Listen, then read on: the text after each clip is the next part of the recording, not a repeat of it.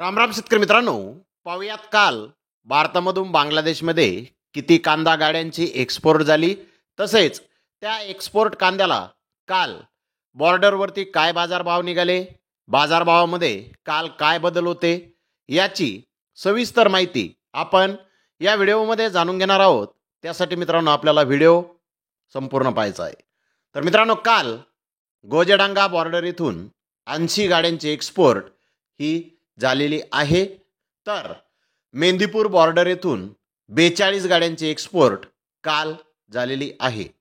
हिली बॉर्डर येथून 23 गाड्यांची एक्सपोर्ट काल झालेली आहे.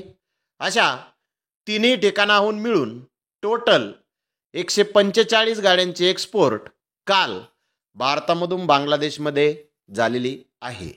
मित्रांनो, यामध्ये नाशिक जिल्ह्यातील कांदा होता, मध्य प्रदेश येथील नवा व जुना कांदा होता, नगर जिल्ह्यातील नवा व जुना कांदा होता, साऊथचा नवीन कांदा होता, तसेच राजस्थान अलवर येथील नवीन कांदा होता, गुजरातचा नवीन कांदा यामध्ये काल होता.